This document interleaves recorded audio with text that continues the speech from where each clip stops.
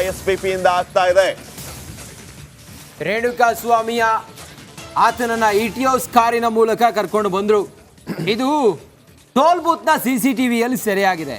ಇದರಲ್ಲಿ ಆರೋಪಿ 8 ನೋಡಿ 9:59 ದಾಖಲಾಗಿರುವ CCTV ಫುಟೇಜ್ನಲ್ಲಿ ಇದೆಲ್ಲವೂ ಕೂಡ ಇದೆ.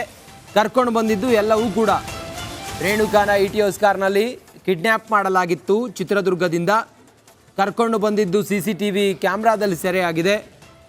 SPP ಪ್ರಸನ್ನ ಕುಮಾರ್ ಅವರು ವಾದವನ್ನು ಮಂಡಿಸ್ತಾ ಹೇಳ್ತಾ ಇದ್ದಾರೆ.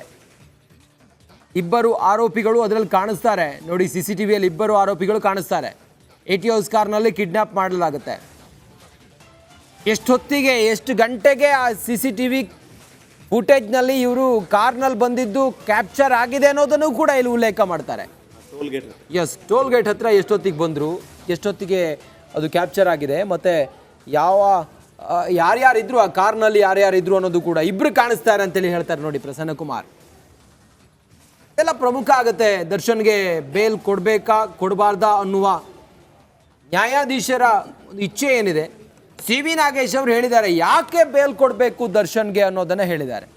ಈಗ SPP ಪ್ರಸನ್ನ ಕುಮಾರ್ ಅವರು ಯಾಕೆ ಕೊಡಬಾರ್ದು ಅನ್ನೋದಕ್ಕೆ ಇಲ್ಲಿ ವಾದವನ್ನು ಮಂಡಿಸ್ತಾ ಇದ್ದಾರೆ. ದರ್ಶನ್ಗೆ ಈ ಹಂತದಲ್ಲಿ ಬೇಲ್ ಕೊಡಬಾರ್ದು ಯಾಕೆ, ಅವರ ಪಾಲು ಏನು ಇದರಲ್ಲಿ, ಇನ್ನುಳಿದಂಥ ಈ ಆರೋಪಿಗಳು ಏನು ಮಾಡಿದ್ದಾರೆ, ಇದೆಲ್ಲವನ್ನು ಕೂಡ ಎಕ್ಸ್ಪ್ಲೈನ್ ಮಾಡ್ತಾ ಇದ್ದಾರೆ. ಒಂದೊಂದಾಗಿ ಪಾಯಿಂಟ್ ಟು ಪಾಯಿಂಟ್ ನ್ಯಾಯಾಧೀಶರಿಗೆ ಮನವರಿಕೆ ಮಾಡಿಕೊಡ್ತಾ ಇದ್ದಾರೆ SPP ಪ್ರಸನ್ನ ಕುಮಾರ್. CCTV ಫುಟೇಜಿಂದ ಹಿಡಿದು ಚಿತ್ರದುರ್ಗದ ಆ ಫಾರ್ಮಸಿವರೆಗೂ ಕೂಡ ರೇಣುಕಾ ಸ್ವಾಮಿಯನ್ನು ಕನೆಕ್ಟ್ ಮಾಡಿದ ಹೇಗೆ ಪವಿತ್ರ ಗೌಡ ಅನ್ನೋದ್ರಿಂದ ಹಿಡಿದು ರೇಣುಕಾ ಸ್ವಾಮಿಗೆ ಪವನ್ ಮೆಸೇಜ್ ಮಾಡಿ ಆತನ ಲೊಕೇಶನ್ ತೆಗೆದುಕೊಳ್ಳುವವರೆಗೂ ಕೂಡ SPP ಪ್ರಸನ್ನ ಕುಮಾರ್ ಅವರ ವಾದದಲ್ಲಿ ಎಳೆಯಾಗಿ ನ್ಯಾಯಾಧೀಶರಿಗೆ ಮನವರಿಕೆ ಮಾಡಿಕೊಡ್ತಾ ಇದ್ದಾರೆ. 9:59 ಇವರು ದುರ್ಗಾ ಬಾರ್ನಲ್ಲಿ ಡ್ರಿಂಕ್ಸ್ ಮಾಡಿದ್ರು ಅಂತ, ಮದ್ಯ ಸೇವನೆ ಮಾಡಿದ್ರು. CCTVಯಲ್ಲಿ ಆರೋಪಿಗಳು ಕಾಣಿಸ್ತಾರೆ. ಯಾವಾಗ ಅಲ್ಲಿ ಅವರು ಟೋಲ್ ಹತ್ರ ಬಂದ್ರಲ್ಲ, ಆಗ ಬೆಂಗಳೂರಿಗೆ ಬರುವಾಗ ಮದ್ಯವನ್ನು ಖರೀದಿಸಿದ್ದಾರೆ. ದುರ್ಗಾ ಬಾರ್ನಲ್ಲಿ ಮದ್ಯ ಖರೀದಿಸಿದ್ದಾರೆ 9:59 ಅನ್ನೋದನ್ನು ಕೂಡ ಹೇಳ್ತಾರೆ ಇಲ್ಲಿ.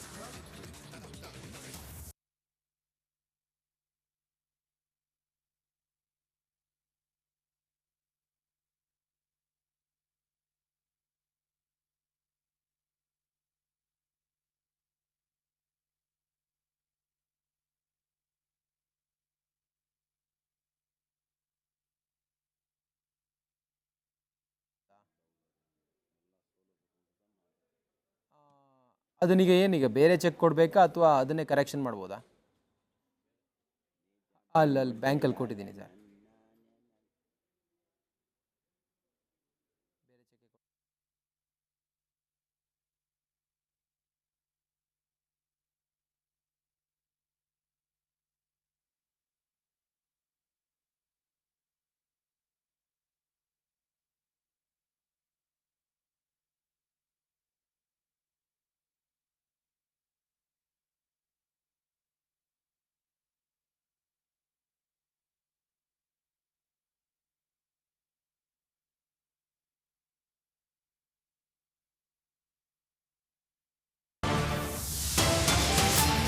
Welcome back.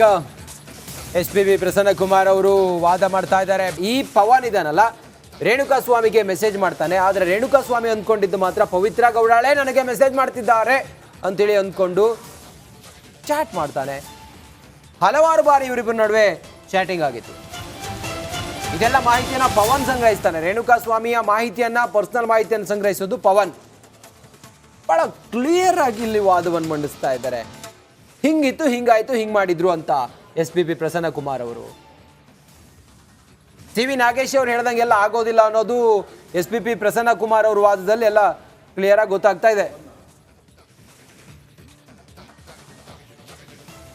ಇನ್ನಷ್ಟು ಮಾಹಿತಿಯೊಂದಿಗೆ ಈಗ ಏನು ಹಿಯರಿಂಗ್ ನಡೀತಾ ಇದೆ, ಅಲ್ಲಿಂದನೇ ನಮ್ಮ ಪ್ರತಿನಿಧಿ ನಾಗೇಂದ್ರ ಬಾಬು ನೇರ ಸಂಪರ್ಕದಲ್ಲಿ ಜಾಯ್ನ್ ಆಗಿದ್ದಾರೆ. ನಾಗೇಂದ್ರ ಬಾಬು, ಸದ್ಯಕ್ಕೆ CV ನಾಗೇಶ್ ಅವರು ನ್ಯಾಯಾಧೀಶರನ್ನ ಕನ್ಫ್ಯೂಸ್ ಮಾಡೋ ಪ್ರಯತ್ನ ಮಾಡಿದ್ರು. ಆದರೆ ಈಗ SPP ಪ್ರಸನ್ನ ಕುಮಾರ್ ಅವರು ಹಾಗಲ್ಲ, ಇದು ಹೀಗೆ ಅಂತ ಹೇಳಿ ಒಂದು ಕ್ಲಾರಿಟಿ ಕೊಡ್ತಾ ಇದ್ದಾರೆ. ಹೇಗೆ ಸಾಗ್ತಾ ಇದೆ ಪ್ರತಿವಾದ? ನಾಗೇಂದ್ರ ಬಾಬು.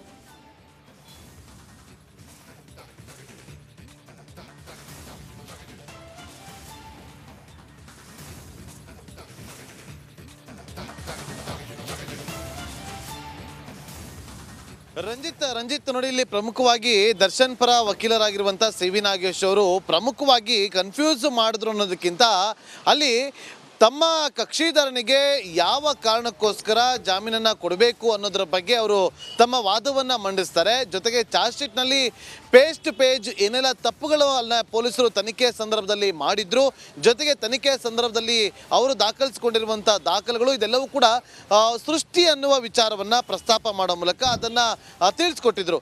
ಈಗ ಪ್ರಮುಖವಾಗಿ ಸ್ಪೆಷಲ್ ಪಬ್ಲಿಕ್ ಪ್ರಾಸಿಕ್ಯೂಟರ್ ಆಗಿರುವಂತಹ ಪ್ರಸನ್ನ ಕುಮಾರ್ ಅವರು ತನಿಖೆ ಎಲ್ಲಿಂದ ಶುರುವಾಗಿತ್ತು, ಹೇಗೆ ಶುರುವಾಗಿದೆ, ಜೊತೆಗೆ ಯಾವ ಆಯಾಮದಲ್ಲಿ ತನಿಖೆ ಆರಂಭ ಆಯಿತು ಅನ್ನೋದ್ರ ಬಗ್ಗೆ ನೋಡಿ. ಇಲ್ಲಿ ದರ್ಶನ್ ವಿಚಾರ ಇನ್ನೂ ಕೂಡ ಬಂದಿಲ್ಲ.